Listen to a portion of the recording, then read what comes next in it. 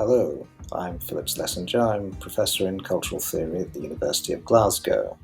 At the Royal Society of Edinburgh, we've been discussing aspects of the COVID-19 pandemic, and one of the things that we've been talking about has been the role of the media covering that pandemic, and also the way in which scientific experts have become central to the story. We've had a long private conversation at which people from the media, scientific experts, and also people who are intermediaries between science and the media have come along to talk about their thoughts.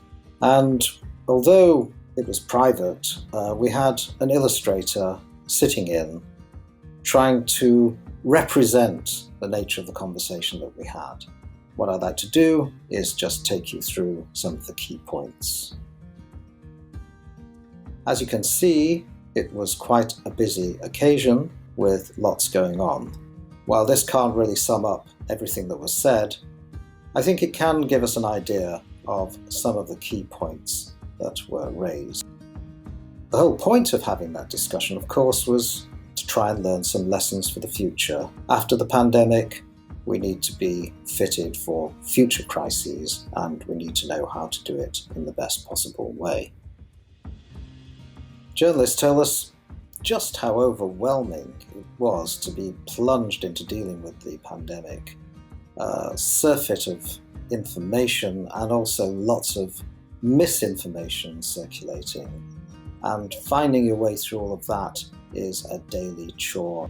And when it came to talking about the public, well, it's pretty obvious that everybody wants to know as much as possible about how to maneuver your way through the plethora of information that's coming our way. Well, good data, sound evidence are obviously absolutely important in that.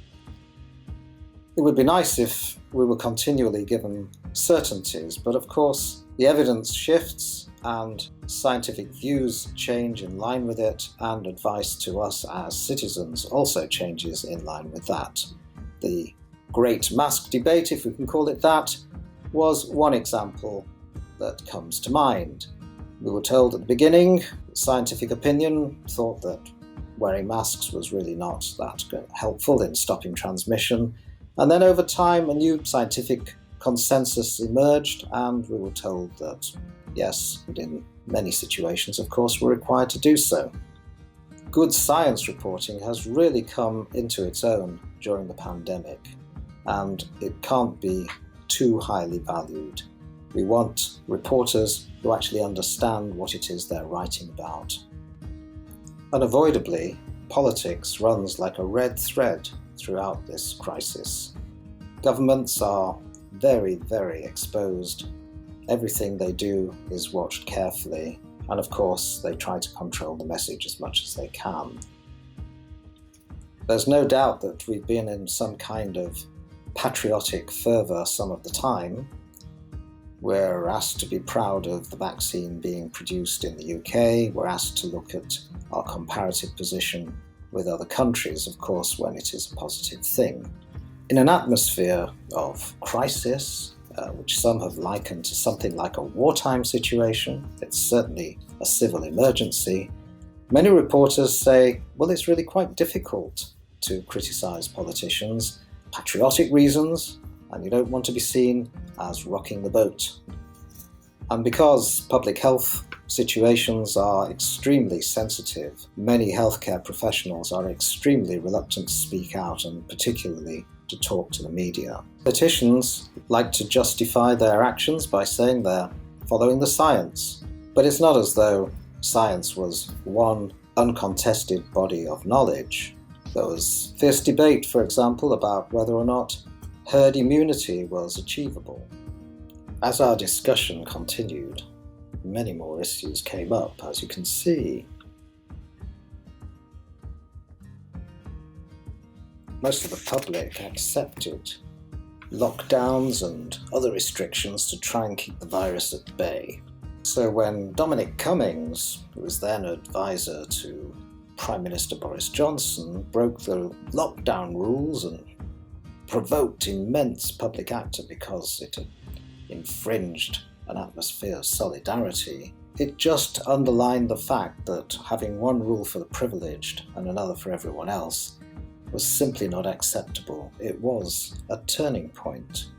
And certainly, one of the other things that was discussed was that we should note that the UK's response to the pandemic has really been quite complex. In Scotland, Wales, and Northern Ireland, the devolved governments have handled the crisis, whereas in England, it's been the UK government. Different policies in different nations have highlighted just how multinational the UK is. When the pandemic hit, the UK government decided to embrace experts. And that means that some have become well-known public figures. It all started by foregrounding official advisors at government media briefings. And then the public hunger for advice has meant the media have looked for other experts, all of whom have had to learn how to become media savvy. When scientists' views differ, the media tend to dramatize this. But in a pandemic, that isn't really the best way of shedding light. Many journalists would benefit from knowing much more about how science works. And then it's not really very easy for scientists to simply walk into becoming adept at media handling.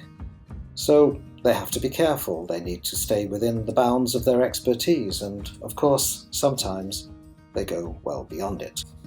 So on both sides of the science-media relationship, whether it's reporting science or doing the science, everyone really needs to know the rules of the game. Social media can do lots of positive things, but right now they're a major concern in official circles.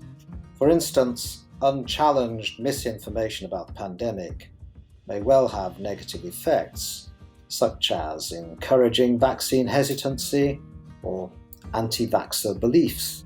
Experts have been put into the front line, and sometimes that means they have to combat anti-scientific views and deal with a deep-rooted skepticism about the very value of evidence.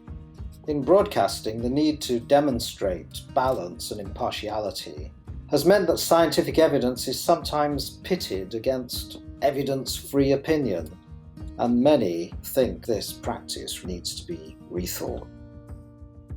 Well, that's just a few glimpses into the kind of conversation that we were having and the sort of agenda that's emerging for us to think further about. We want to take the conversation further, and we will continue to be thinking about this in the future.